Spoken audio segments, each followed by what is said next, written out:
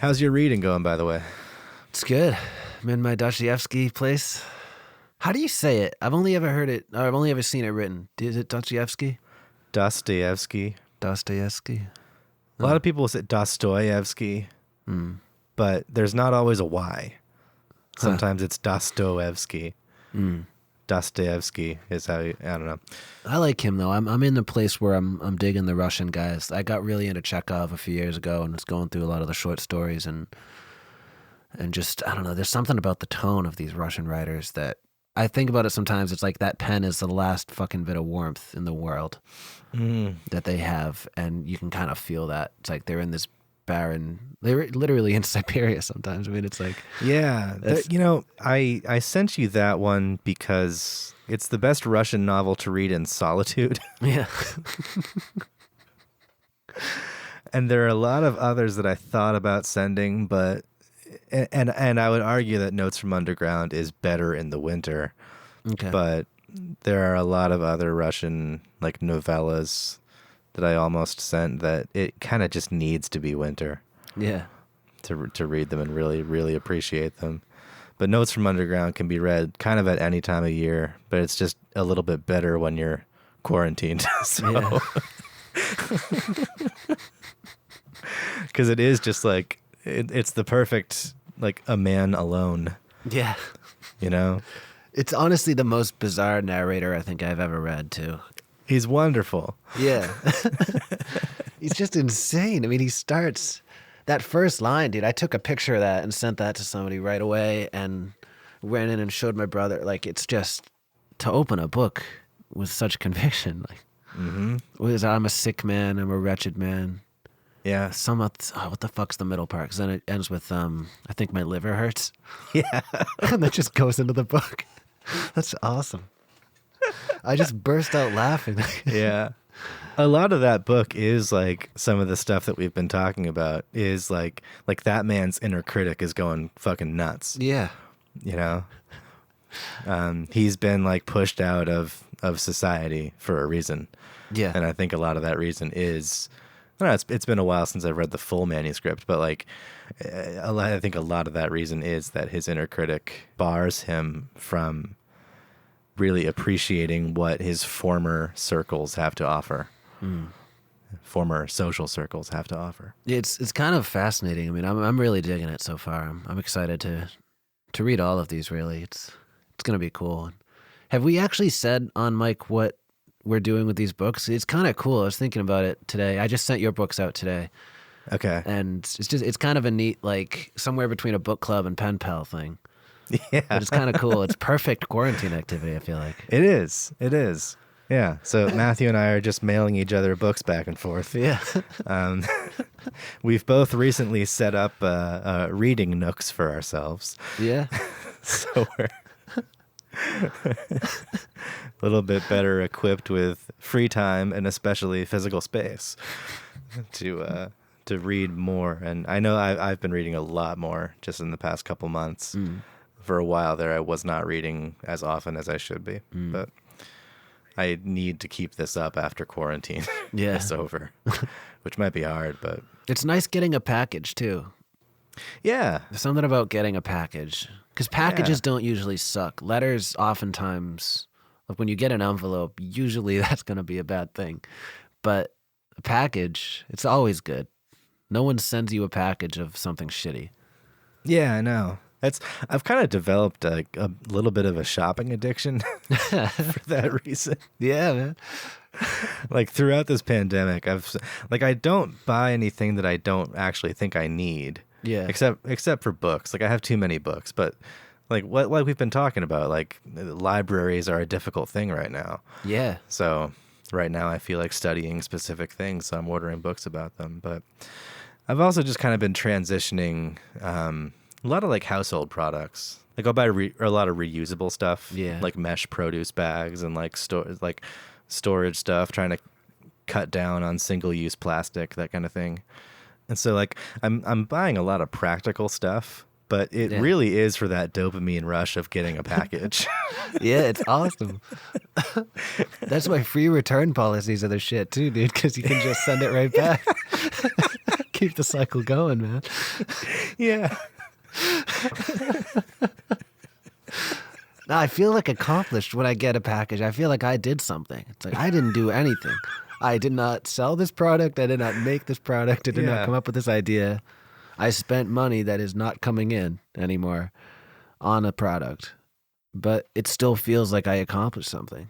But it works, so fuck it. I keep doing it, but I love it. Yeah, but that's why I used to love. I remember when I was getting sober, it was very helpful actually. But going to the library became such a thing. Like I always liked it, but it kind of like clicked that like you can have stuff but not have stuff, man. You know, like it's kind of like this.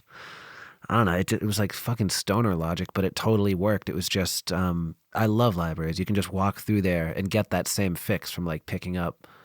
I would just grab a poetry book and just rip through that in the library and then go put it back and get another one and then go bring some books home. And it ended up being just after a while, these huge stacks and like a whole shitload of CDs and stuff. And like, once you start to realize all the possibilities that are in there and that it doesn't cost you anything and the people are always pretty nice, you know? Yeah, it's, I'm kind of I hesitate to say old media because what I'm about to say does not really equate to old media, but like I don't have cable and I won't pay for any subscriptions beyond Netflix.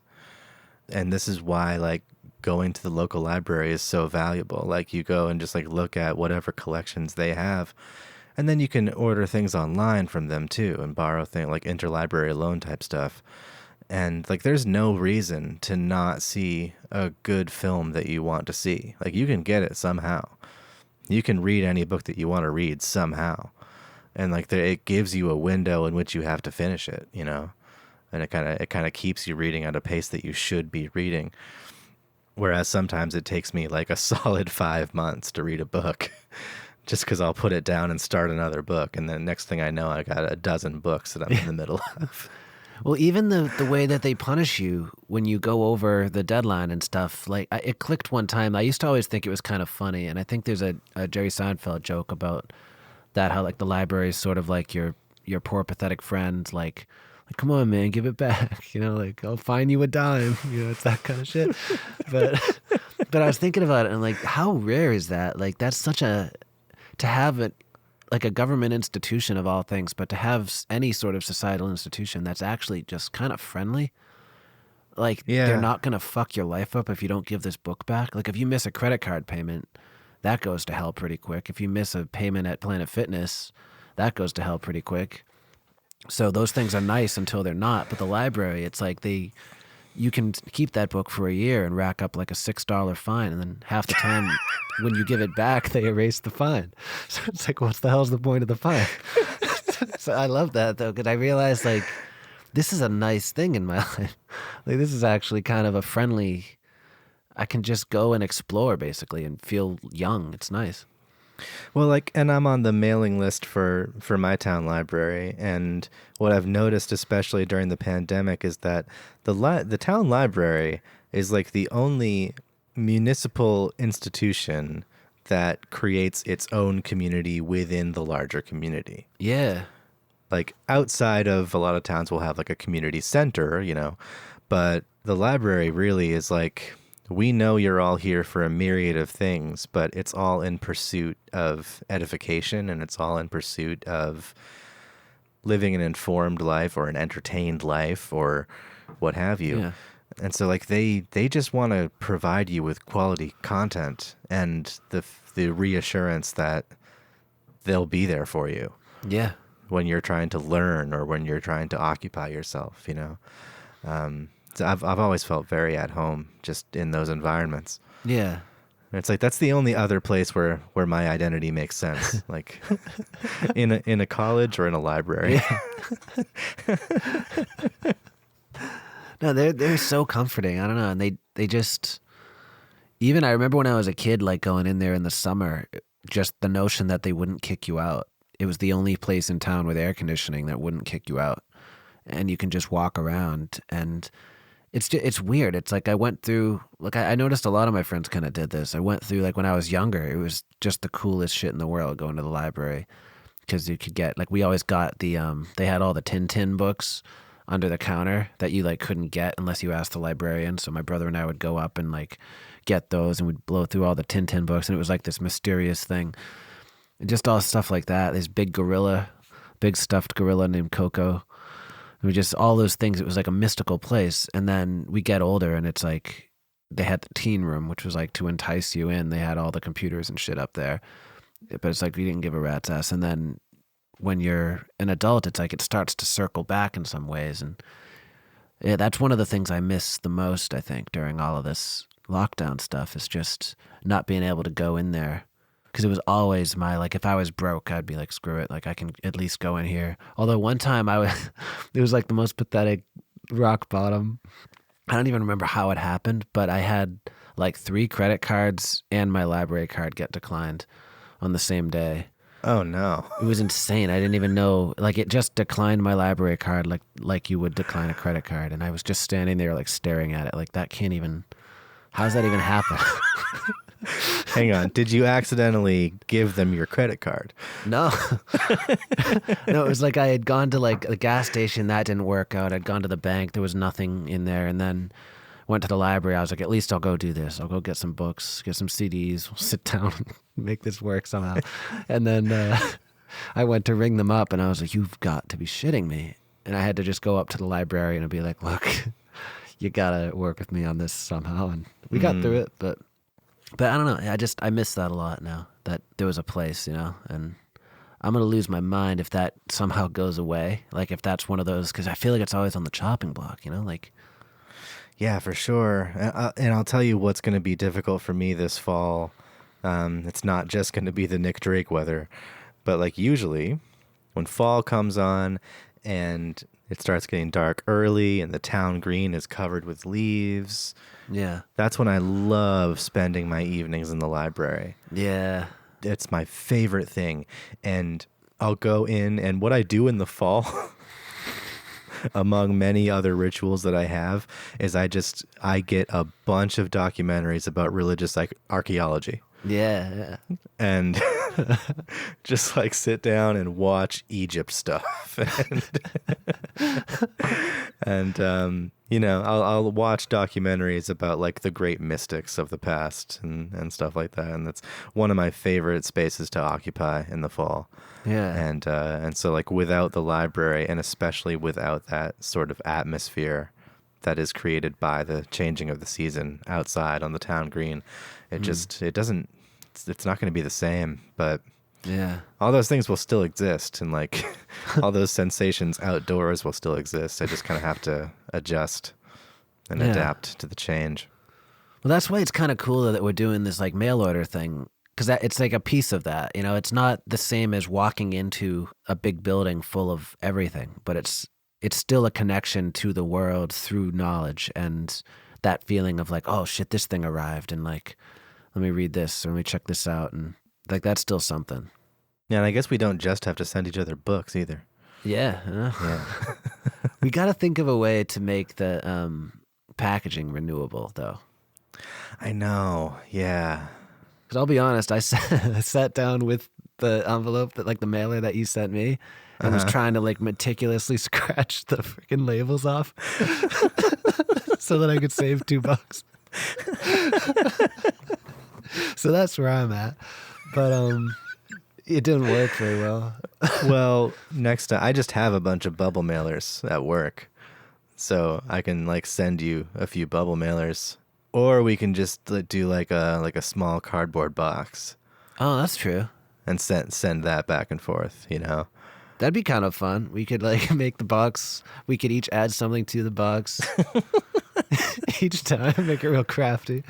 Do you know to send it out media mail? Yeah, they did that. Yeah. Yeah. Okay. Because that'll save you some money too. Dude, I forgot my fucking wallet too. It was such a shit show from start to finish, man. I got to the post office, forgot my wallet, so I had to pay in nickels.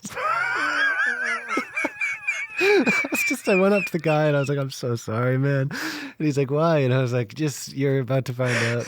And I just dropped this big bag of nickels down onto the counter. And I'm like, look, you have a choice right now.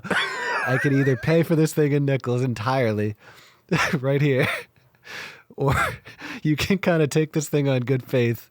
I live like a mile and a half away, and I'm gonna go get my wallet. What did he do? So we kind of met. Did he take the nickels? We met halfway. Okay. He made me pay for half of it in nickels. All right. Which I thought was insane, but he did. And then he let me do the other $2 on good faith. Yeah, man, it was just way more of a mess than it needed to be. But your books are en route. You also don't worry about sending back the ones that I've already sent you. Okay. I don't know if you just did that or not. I did, yeah. Okay. Okay. So I was gonna say, we might as well just wait to. Everything I'm sending you, I've already read, so Okay. I can just wait until I see you next time to. If we continuously send each other back books, we're paying double postage. So I got them all into one mailer. I got a big padded thing. Okay. But yeah, I mean, they're pretty they're pretty in there. So that would have been a lot of nickels. Oh yeah. Yeah. It was a pretty sad moment. I realized there was a lady. I was waiting in line to deal with this thing, and I let a lady pass me, and she kind of looked at me funny when I stepped out of the way. It's after you, just very as if I was supposed to be doing any of this. And then I looked down, why did she look at me weird? And I looked down and realized I'm just holding a big sack of change. And I've just got an envelope and a huge sack of change. I'm God, I look fucking insane, especially with a mask. You can't see the polite smile as I let her go by.